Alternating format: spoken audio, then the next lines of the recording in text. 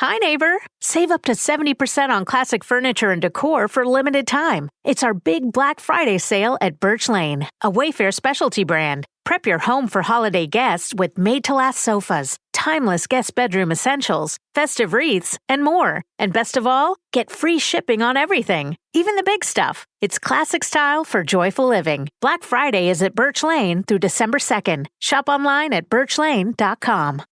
Welcome back to Listen to Your Heart. I'm Jerry. And I'm Jerry's heart. Today's topic, Repatha, evolocumab.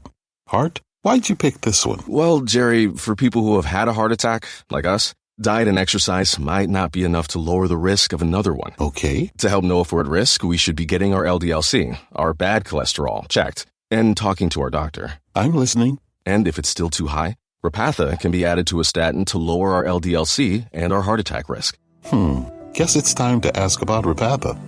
Do not take Repatha if you're allergic to it. Serious allergic reactions can occur. Get medical help right away if you have trouble breathing or swallowing, swelling of the face, lips, tongue, throat, or arms. Common side effects include runny nose, sore throat, common cold symptoms, flu or flu-like symptoms, back pain, high blood sugar, and redness, pain, or bruising at the injection site. Listen to your heart. Ask your doctor about Repatha. Learn more at repatha.com or call 1-844-REPATHA. Running a business is hard enough, so why make it harder with a dozen different apps that don't talk to each other? Introducing Odoo, the only business software you'll ever need. It's an all-in-one, fully integrated platform that makes your work easier. From CRM, accounting, inventory, e-commerce, and more. And the best part, Odoo replaces multiple expensive platforms for a fraction of the cost. That's why over thousands of businesses have made the switch. So why not you? Try Odoo for free at odoo.com. That's ODOO.com. With Venmo Stash, a toggle on one hand and ordering a ride in the other means you're stacking cash back. With Venmo Stash, get up to 5% cash back when you pick a bundle of your favorite brands. Earn more cash when you do more with Stash. Venmo Stash terms and exclusions apply. Max $100 cash back per month. See terms at venmo.me/stash terms. What if you had 2 days to save big, really big? Save up to 50% on select Cyber Monday deals right now at Best Buy. Score smart TVs that bring binge watching to life, laptops that will take them to the head of the class, and headphones that let you get lost in the music. Plus, don't miss one-day only doorbusters. We told you it was big. Hurry, Cyber Monday deals end Monday. Shop now at bestbuy.com. Best Buy, imagine that. Hello and welcome to the Deathcast. I'm your host, author, and journalist Ian Tott, and I'd like to thank you for joining me as we prepare to take our fifth look at the cult of Matamoros. Before we get going, as always, I have the normal show notes. If you'd like to follow the show on social media, just search for the Deathcast. If you'd like to help support the show, there's a couple of ways you can do this. First and foremost, you can go to your favorite podcast app, follow the show, and leave a 5-star review.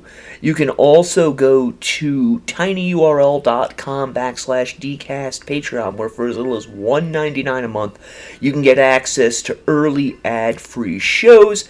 And for the second level tier, you can get access to exclusive content and series, just as my first two Patreon members, Channel and Anthony, did, as well as my largest Patreon contributors monthly, Debbie, Betty, and Matt. Alright, now that all of that is out of the way, find yourself a nice comfy chair, kick back and relax, grab something to drink. I've got my coffee, I've got my cigarettes. Let's go into the crypt. We left off last week. The cult had made inroads in Matamoros and had insinuated themselves into the Hernandez brothers drug-running group. We left off with the cult celebrating the holidays in Mexico City and Adolfo causing an issue between Sarah Aldrete and another one of the female followers by telling this other follower that Sarah was in fact his wife, and that was the reason why he could no longer sleep with her. On December 27th of 1988, something happened which many within the Hernandez organization did not think was possible, and that was for the oldest surviving brother, Ovidio, who had been a holdout in accepting Constanzo as El Padrino, or the patriarch of the drug smuggling organization.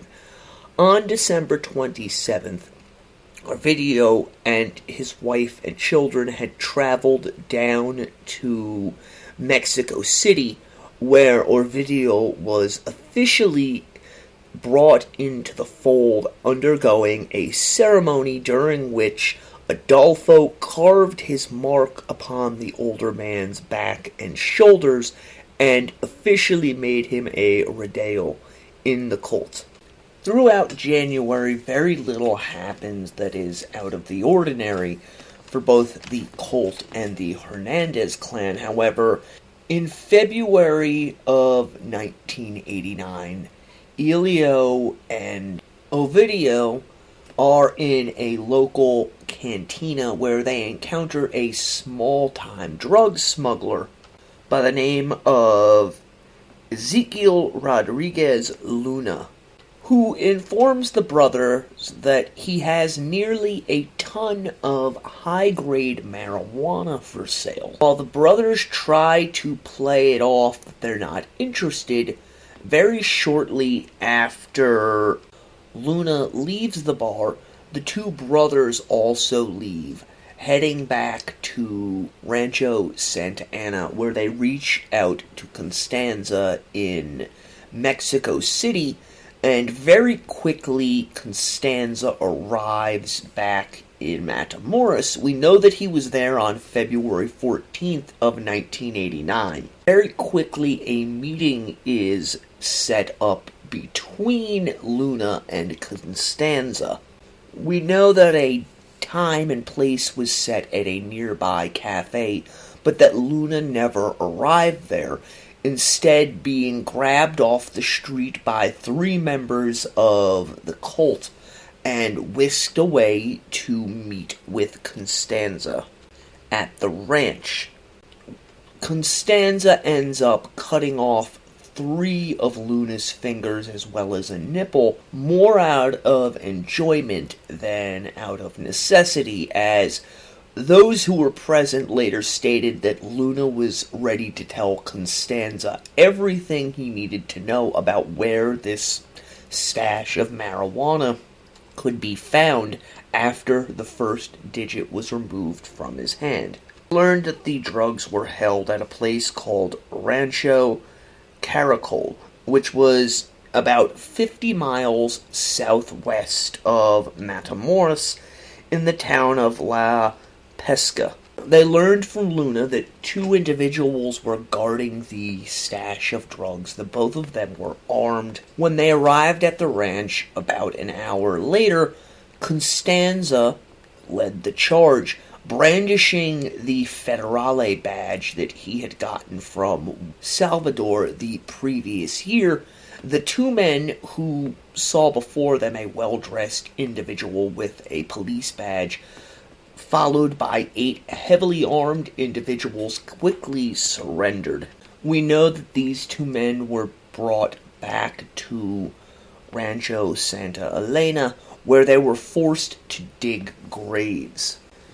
After this, Constanzo is said to have asked his followers whether or not they should cut them before or after he kills them. Without waiting for an answer, Constanzo then opens fire with a silenced MAC-10 machine gun, after which the bodies were savaged by the other members of the cult, with various parts being removed for use in the Nagana. And it's only after placing the men's remains, the brains, hearts, and various other small pieces of their bodies, and Constanzo has performed a ritual, that the cult returns to the farm that is an hour southwest of Matamoros and retrieves the bales of marijuana. And it appears that the group sat on this marijuana for a period of time until on February 23rd, Constanzo announces to the cult members that they need to have another sacrifice immediately. We know that the first individual that they grabbed on that day started screaming from the back seat of the car, and that Constanzo ended up ordering the man killed then and there. After they disposed of his body and Constanzo's car was cleaned, the cult set out once again, looking for a suitable sacrifice. Not long after this, Constanzo sent out a group of men to find them another sacrifice. This turned out to be Jose Luis Garcia Luna, no relation to the drug smuggler that they had previously killed, who was walking down a dirt road towards the family's hovel when Constanzo's men arrived. Jose was brought before Constanzo, who instructed Elio Hernandez to do the actual murder. Elio ends up decapitating the young man with the first strike of the machete. It's said that after the decapitation, Elio realized that something was amiss, and looking into the face of the victim, informed Constanzo that the young man was in fact his cousin. Those who were gathered said that a scene of weeping then occurred as Ovidio and Elio began crying helplessly at what they had done, while Constanzo ignored them, proceeding with the removal of the top of Juan's head so that the brains could be removed, before ordering the others to drag the body over to the Nagana, where the remaining blood could be poured into it, and other parts of the victim's body could be used for the sacrifice, and to feed the dark spirits that dwelt within. We know from statements of those who survived the end of the cult that Constanzo made Elio cut Jose's heart out from his body, along with his lungs, after which he and his brother were both made to skin the skull of Jose, and that these actions seem to have burned away any remnants of emotional detachment that they may have had for their now deceased cousin. The next day, Jose's mother walked and hitchhiked her way into Matamoros proper, where she filed a missing persons report on her son, only to be told by the constables that her son, more likely than not, had fled the region to make a better life for himself. However, his mother did not believe this, stating that Jose was not the type of young man who would just take off like that without informing his family of what was going on.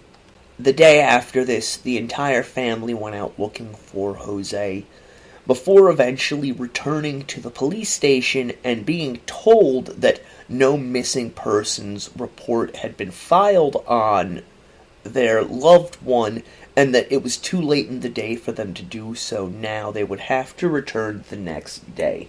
So the next day, Jose's mother returns to the police station, arriving before they have even opened, only to be yelled at and mocked by the officers when they in fact do open their doors to the public for arriving too early and for not believing them when they told her that her son had simply fled to the United States. The officers refused to take any sort of information about the boy and roughly throw his mother from the police station. She would later tell authorities that she knew her son had not gone to the United States and had in fact been taken by someone. As February bleeds into March, the city of Matamoros is overrun with tourists, specifically college-age students who are coming south of the border to celebrate spring break. This infuses the local economy with a lot of much-needed money, but also can lead to situations where tragedies can occur. Constanzo had gone back to Mexico City, returning on March 10th, at which point he is alleged to have told his followers that the police cannot touch them now. It is also alleged that he told those gathered, including little Seraphin, that not only were they invisible to the police, but that their bullets could not kill them, so long as the blood magic was in place and the Nagana continued to be fed with new souls. Now that part about being invisible is actually going to, in part, lead to the cult's downfall in the coming months, as some, little Seraphin in particular, took El Padrino's words literally and would begin acting even more brazenly than he previously had been. More importantly, however, it appears as though at this point Adolfo Constanzo was beginning the spiral, which is so common among serial offenders. That point in which they begin to honestly believe that they are untouchable, to the point that their actions begin to mirror the chaos inside of their minds, and they begin acting without thinking. This fits the profile of an individual like Constanzo, who has always been a social outcast, and having discovered this new wonderful thing, murder, that gives them power over others, it fairly quickly became an obsession and compulsion with him. But there were other aspects as well to Adolfo's killings. While we've discussed at length how he manipulated and controlled his followers. Hi, neighbor! Save up to 70% on classic furniture and decor through December 2nd. It's Black Friday at Birch Lane, a Wayfair specialty brand. Find classic style for joyful living and get free shipping on everything. Shop online at birchlane.com. What if you had 2 days to save big, really big? Save up to 50% on select Cyber Monday deals right now at Best Buy. Score smart TVs that bring binge watching to life, laptops that will take them to the head of the class, and headphones that let you get lost in the music. Plus, don't miss 1 day only doorbusters. We told you it was big. Hurry, Cyber Monday deals end Monday. Shop now at bestbuy.com. Best Buy, imagine that.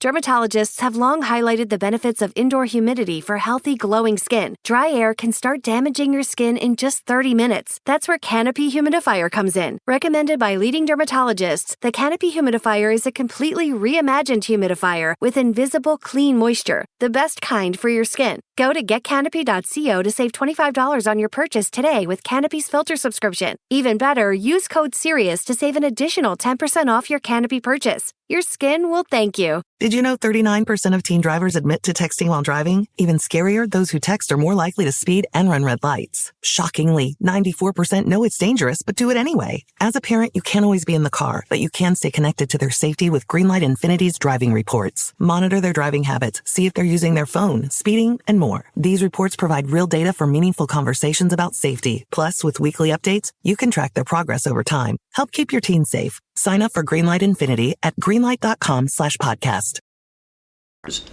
During many of the murders that were committed, Adolfo would not only subjugate the victims to torture, both psychological and physical, he would also rape them.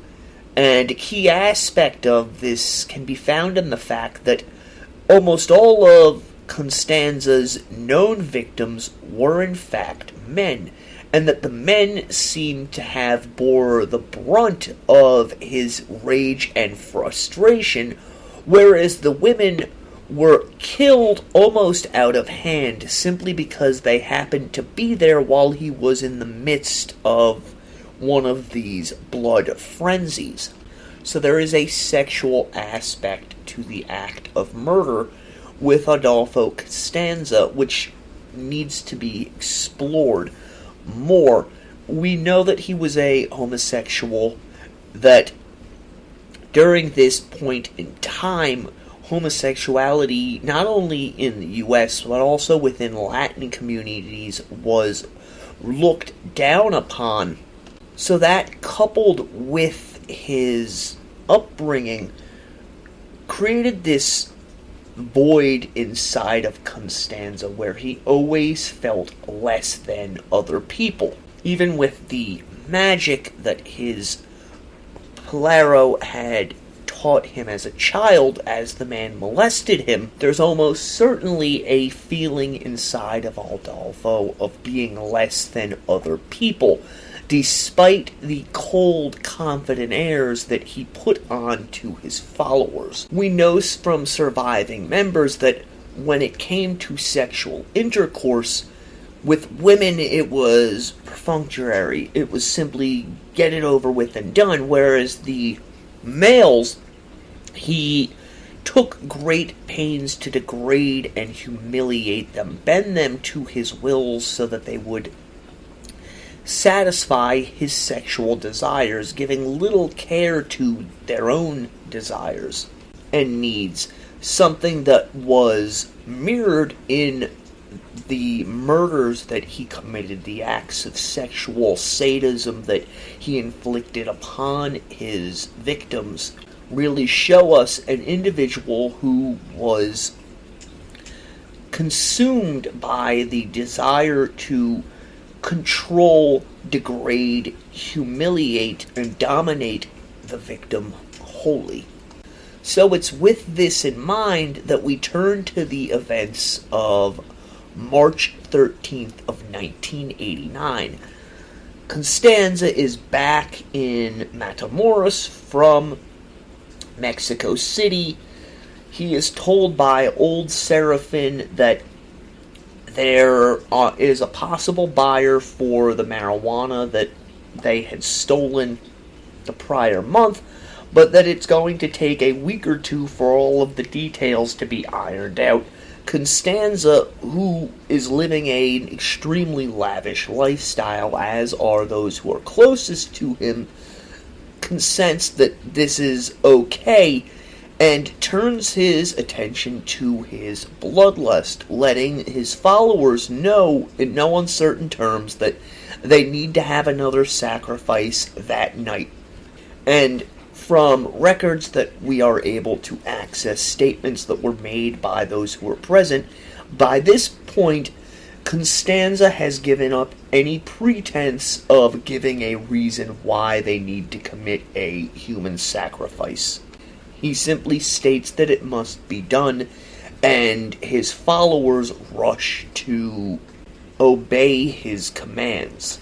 According to testimony later given by the survivors of the cult, they found their victim outside one of the many bars that the Hernandez family claimed as their turf. He was a low-level drug dealer, an unknown individual to them, who was out selling cocaine to the spring break revelers.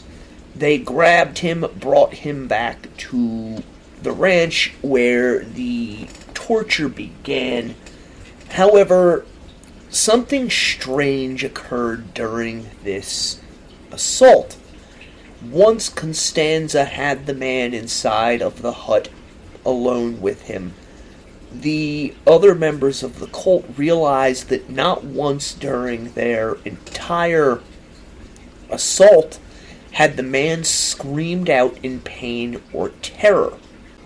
Constanzo had noticed this as well, and he had progressed to the point in the torture of skinning the man alive, though there were still no shrieks of agony.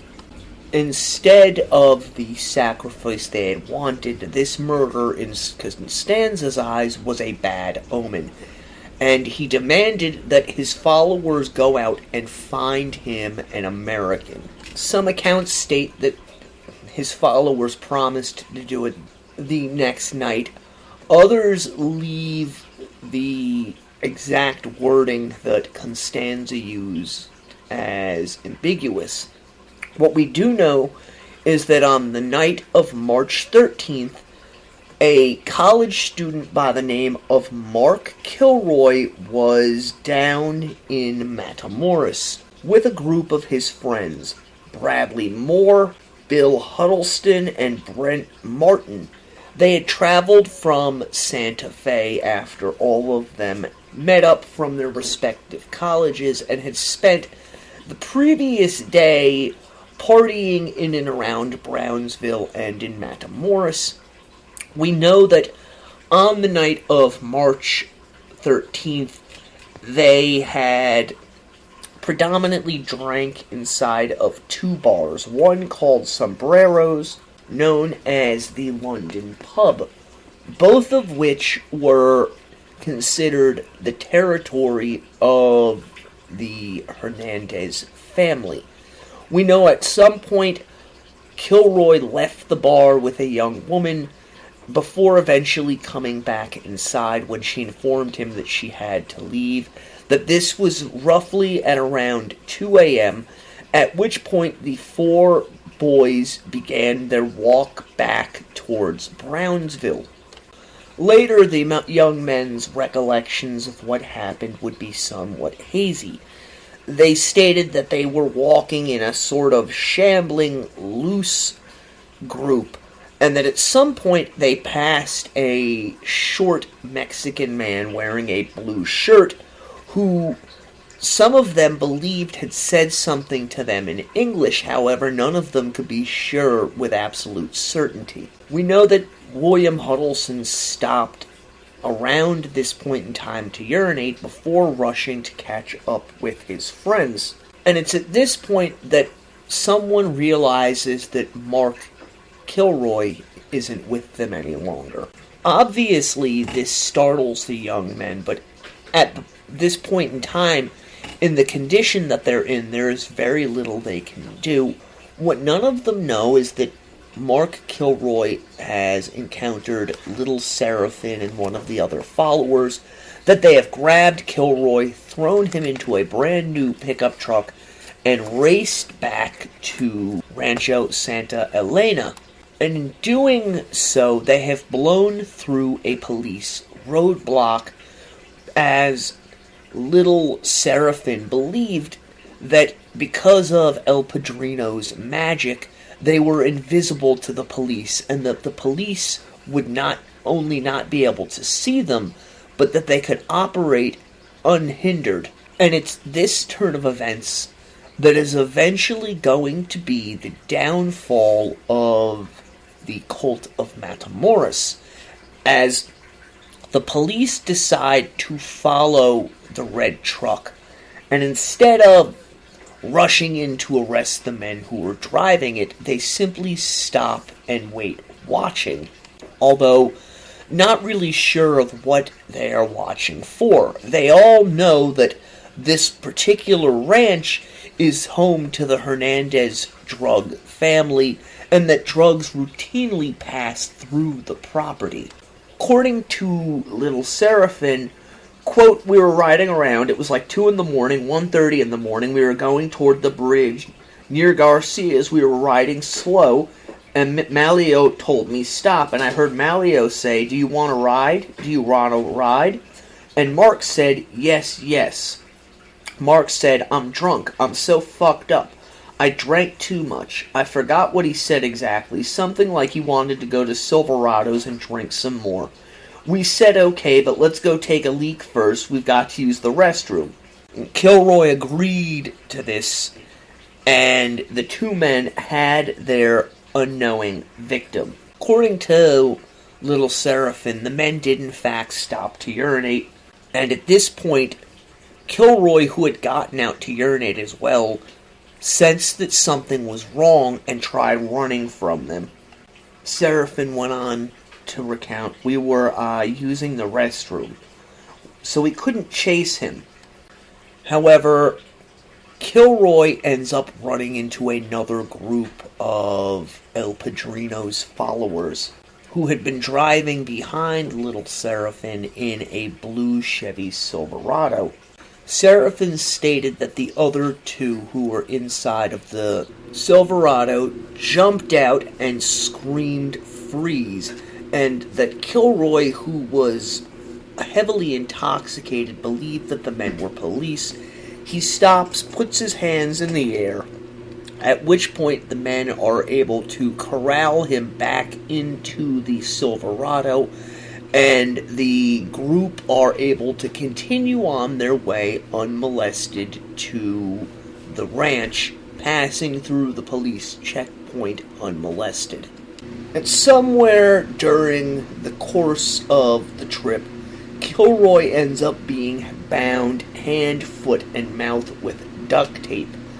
Now, Little Seraphim stated that once they arrived at the ranch, he removed the duct tape from Mark's mouth, and Mark became panicked, at which point he went to great pains to assure the young American that nothing bad was going to happen to him and that he would be released unharmed.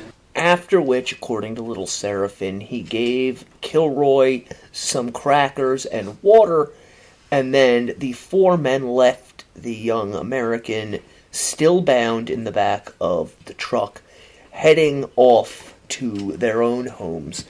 Upon arriving at his apartment, Little Seraphim contacted Sarah Ardrete and informed El Madrina that they had done as Constanzo had wanted. She told them that this was good and that everyone should meet back up at the ranch the following day. Now, one of the individuals who actually lived at the ranch later told authorities that the following morning he fixed a plate of eggs for Kilroy as he felt sorry for the young man, although his sorrow was tempered with the fact that he did not wish to draw El Padrino's ire. This individual, named Domingo Reyes Bustamante, said that once he had finished feeding Mark, he returned to his shack, not wanting to see what was going to happen. Little Seraphim said that he arrived at the ranch at around 12:30 to find that everyone else had already arrived, and that Constanzo, Elio, and Martin were all inside of the shack with Mark Kilroy. Seraphim gave this account to authorities. "It was quiet. We were outside. Then all of a sudden we heard a sound like when you slice a coconut. Bomb. At first we thought it was a coconut. Then we stayed outside a little bit longer, and Adolfo came out and said, 'Go in there and take him out.'" Seraphim said that they had heard no sounds of anguish from Kilroy. Police would later learn that the young boy had been castrated as well as sexually violated before Constanzo cut the top of his head open and removed his brain, which was then placed inside of the Nagana. According to Seraphim, after the followers had looked at Kilroy's body for a few moments, Constanzo handed a man by the name of Dubby a machete and ordered him to remove Kilroy's legs. It was said that this individual, Dubby, was worried at first, but by the time he finished removing Kilroy's legs, he eagerly cut out Mark Kilroy's heart. Hi, neighbor. Save up to 70% on classic furniture and decor for a limited time. It's our big Black Friday sale at Birch Lane, a Wayfair specialty brand. Prep your home for holiday guests with made-to-last sofas, timeless guest bedroom essentials, festive wreaths, and more. And best of all, get free shipping on everything, even the big stuff. It's classic style for joyful living. Black Friday is at Birch Lane through December 2nd. Shop online at birchlane.com. When it comes to gifting, everyone on your list deserves something special. Luckily, Marshall's buyers travel far and wide, hustling for great deals on amazing gifts so you don't have to.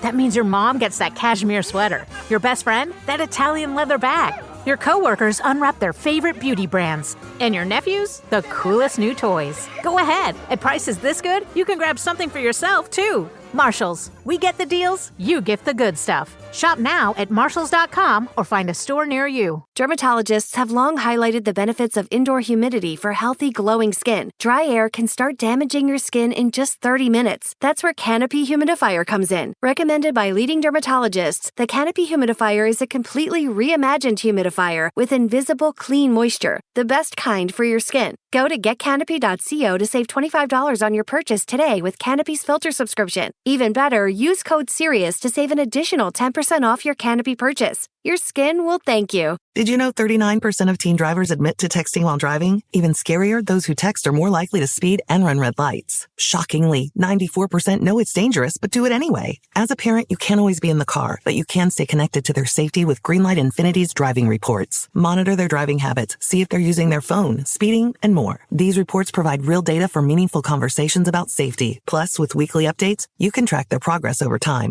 Help keep your teens safe. Sign up for Greenlight Infinity at greenlight.com/podcast. And hefted it up to El Padrino as a gift. As with the first sacrifice that had been committed in Matamoros, Kilroy's spine was removed and set to become a necklace, after which his remains were tossed inside of a shallow grave and covered over.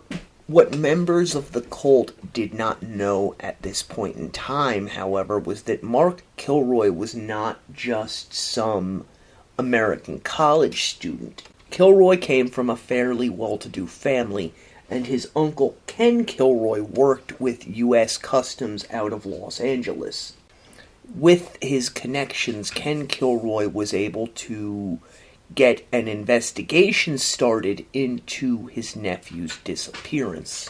This investigation is going to see members of American law enforcement break numerous international laws as they attempt to discover what happened to Mark Kilroy, with a number of them going over the border into Mexico unannounced to look for the young man without the foreknowledge of their contemporaries inside of Matamoros. And this is eventually going to cause some issues further down the line, but at the moment, as investigators are trying to retrace Kilroy's movements, recreating the crime a dozen times or more, officers in the U.S. came to the conclusion that, given the state that Mark Kilroy was known to have been in at the time of his disappearance, it was almost a certainty that he had been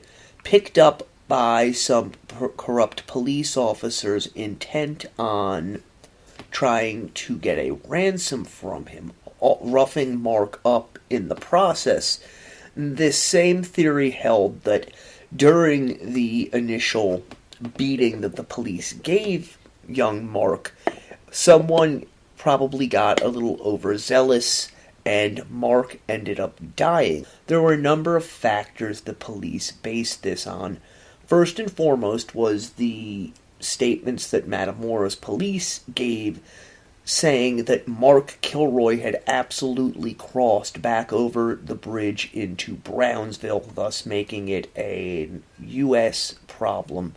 Secondly, they could find no witnesses who had seen Mark beyond the 4 friends he had gone down to Matamoros with. And based upon the condition that those friends said Mark had been in the last time they had seen him, he was an easy target for individuals looking to do him harm and possibly make a quick buck. Lastly, the police took the fact that they could find no evidence placing him anywhere in Matamoros after his disappearance, i.e. inside of a jail cell or in a drunk tank, as further proof that Mark Kilroy had met a grisly end at the hands of police officials. At nowhere during their investigation did anyone stop and think that it may have been drug smugglers who had in fact grabbed Kilroy in the hopes of ransoming him off. As to the best of authorities' knowledge at this point in time, Americans were usually off limits to drug smugglers, and based upon the fact that they had had no contact from anyone in regards to Mark, it seemed highly unlikely that a group of criminals of that nature had taken him, nor were they hearing any rumblings of such a group existing from the various informants that they had on both sides of the border. This led Mark's father, James Kilroy, to increasing levels of frustration as the man had left his home in Santa Fe upon news of his son's disappearance and remained in Brownsville night and day during the course of the investigation. Mark Kilroy's disappearance drew a lot of attention, much more than Adolfo and his followers had believed would occur. The disappearance of Mark Kilroy at the border was plastered all over American news programs such as America's Most Wanted, as well as across newspapers both nationally and internationally. Police later said that with this massive media attention, they started to get a lot of tips coming in. However, unfortunately, none of these panned out. Eventually, Mark's father, James, is going to put up a $5,000 reward, while the businesses in and around Brownsville chipped in another $10,000. So big did the investigation become that helicopters, both state and federal, began flying up and down the banks of the Rio Grande, looking for any hint as to Mark Kilroy's fate.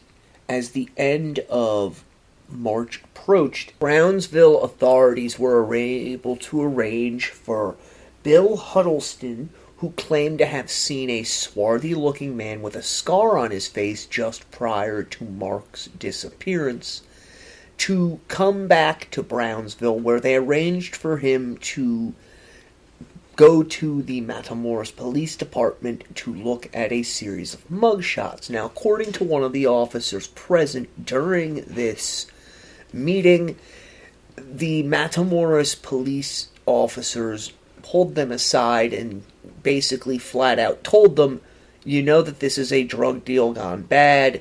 Obviously, something went wrong during the drug deal, and the dealers took Kilroy hostage. If you will simply give us an hour alone with this young man, we'll get to the bottom of it. However, the Brownsville police refused the offer. By the time April rolls around, Mark Kilroy's case pretty much becomes active, as there were a lot of other cases that needed the attention of local authorities. Even so, flyers of Mark Kilroy continued to be posted all around Matamoros and Brownsville. According to police in Matamoros, one of those who volunteered to post flyers of Mark Kilroy was none other than El Madrina herself, Sarah Aldrete. However, we have no concrete evidence stating that this was in fact the case. As for the cult itself, according to surviving members, during this point in time, although Constanzo was concerned with the amount of attention that Mark Kilroy's disappearance was garnering. He read the cards and the shells and told them that he could sense that law enforcement was groping blindly towards them, yet had no way of pinning them down. As he is reported to have said a few days after Kilroy's murder, quote, "They search everywhere for him, and they still cannot touch us."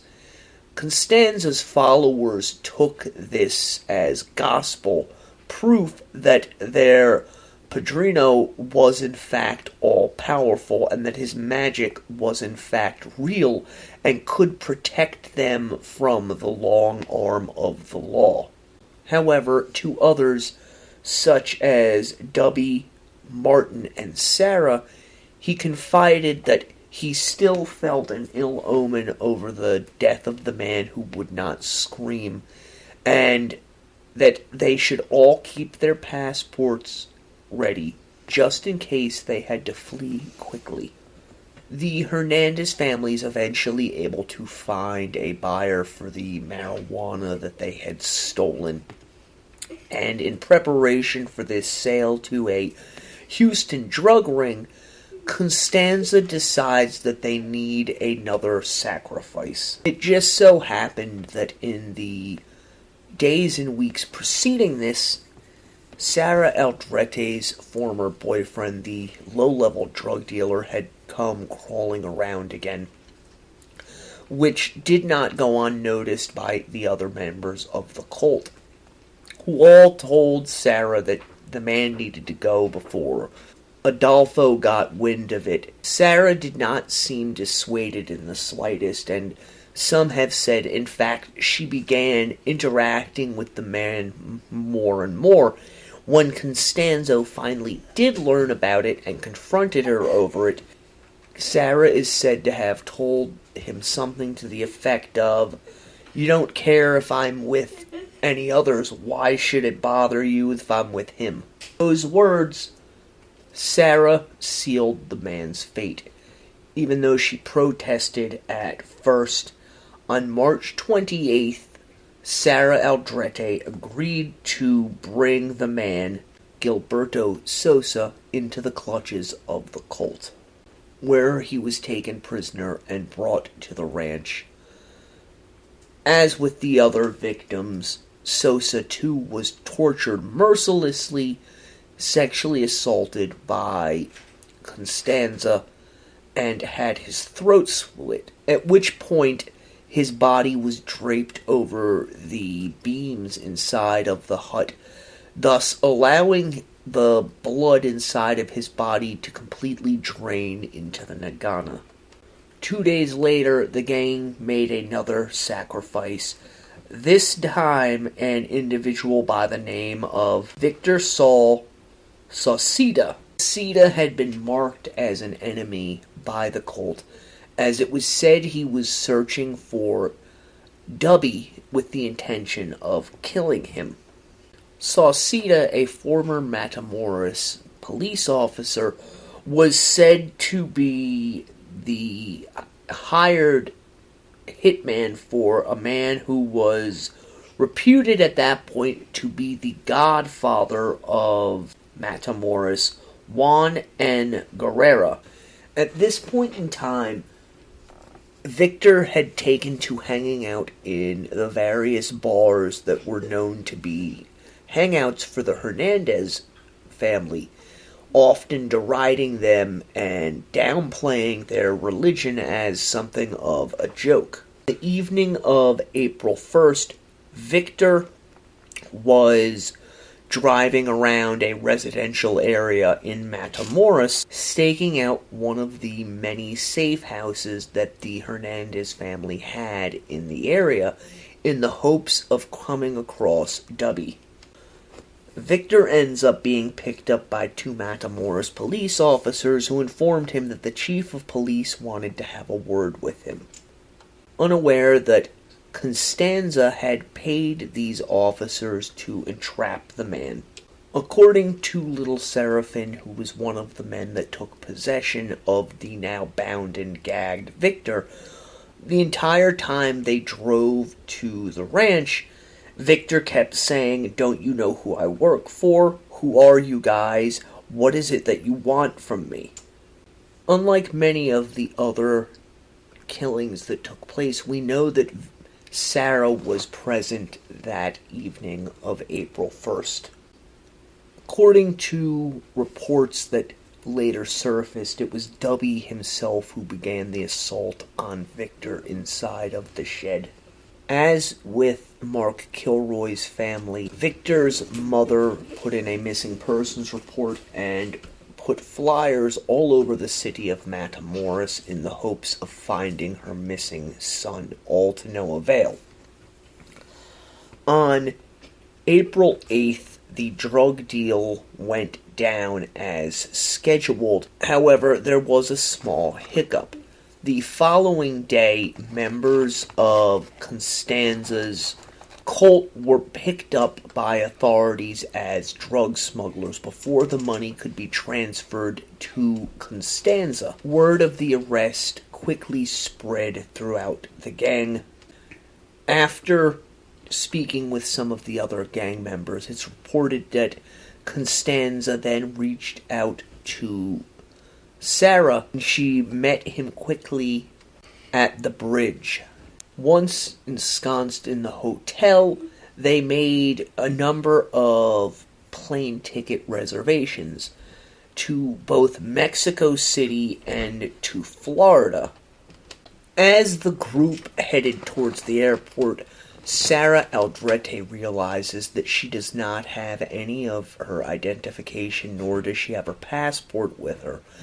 Constanzo cusses her out loudly before ordering that she be dropped off at the bridge, reasoning that it would probably be best if all of them traveled separately anyways, and giving Sarah instructions to meet them down in Mexico City, at which point he and the other members of the cult who have avoided police detection drive off into the harsh Mexican sun. We're going to end this week's episode at this point. I hope that you guys have enjoyed our 5th look at the cult of Matamoros, and we will be back next week with the final look at this particular case. Until then, stay morbid. Hi, neighbor! Save up to 70% on classic furniture and decor through December 2nd. It's Black Friday at Birch Lane, a Wayfair specialty brand. Find classic style for joyful living and get free shipping on everything. Shop online at birchlane.com. Dermatologists have long highlighted the benefits of indoor humidity for healthy, glowing skin. Dry air can start damaging your skin in just 30 minutes. That's where Canopy Humidifier comes in. Recommended by leading dermatologists, the Canopy Humidifier is a completely reimagined humidifier with invisible, clean moisture, the best kind for your skin. Go to getcanopy.co to save $25 on your purchase today with Canopy's filter subscription. Even better, use code SIRIUS to save an additional 10% off your Canopy purchase. Your skin will thank you. Did you know that parents rank financial literacy as the #1 most difficult life skill to teach? Meet Greenlight, the debit card and money app for families. With Greenlight, you can set up chores, automate allowance, and keep an eye on your kids' spending with real-time notifications. Kids learn to earn, save, and spend wisely, and parents can rest easy knowing their kids are learning about money with guardrails in place. Sign up for Greenlight today at greenlight.com/podcast.